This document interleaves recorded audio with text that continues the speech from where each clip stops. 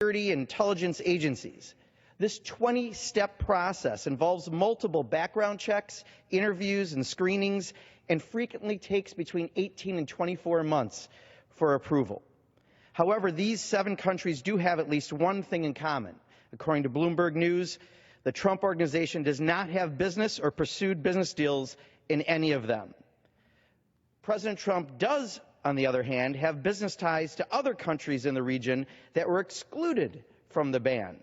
His FEC filings indicate Trump Organization has development projects in Saudi Arabia and business projects possibly related to Egypt.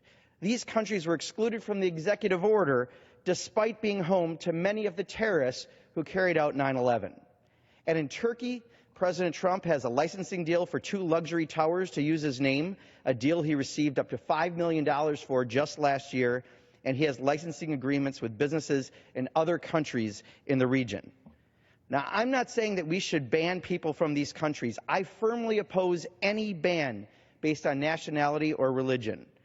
But it is unacceptable that business interests have played potentially a role in such a destructive policy, a policy that also makes our country less safe in the long run.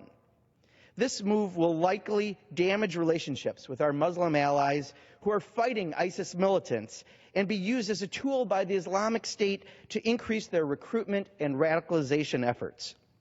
Now, of course, my friends in the majority in the White House claim that the 7 countries under this order are similarly targeted by our previous administration.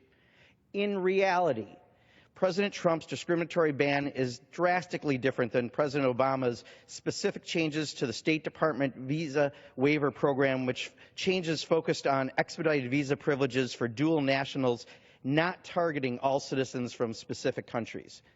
But I'll bet you didn't hear Sean Spicer make that distinction. Instead, the administration is busy downplaying the number of people impacted by this decision, claiming that only 109 people were affected, aka alternative facts.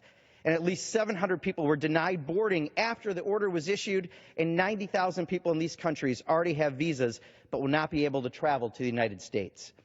It's time for the president to stop defending his divisive and unconstitutional executive order and start being transparent about his business interests. Every president elected in the modern era has released tax records to assure the American people that their actions will not be impacted by financial holdings. After promising throughout the campaign to release his tax returns, President Trump's advisors recently announced he will indefinitely hide this information from the public. These holdings potentially put President Trump in direct violation of the Emoluments Clause of the Constitution on day one. This safeguard is designed to prevent corruption and foreign influence over policy decisions by not allowing federal officials to take money from a foreign entity without congressional approval. But we've seen report after report of foreign leaders and diplomats choosing to stay at the Trump Hotel in Washington, D.C. in order to gain favor with the administration.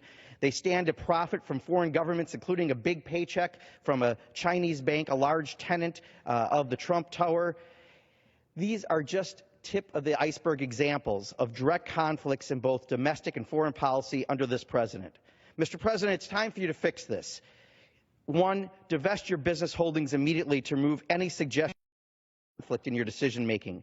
2, show us your tax returns so the American people and financial interests are transparent to the American people.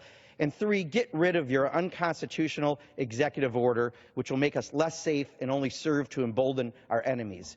Short of that, we'll have to take other actions, including legislative directives, resolutions of disapproval, and even explore the power of impeachment. I yield back.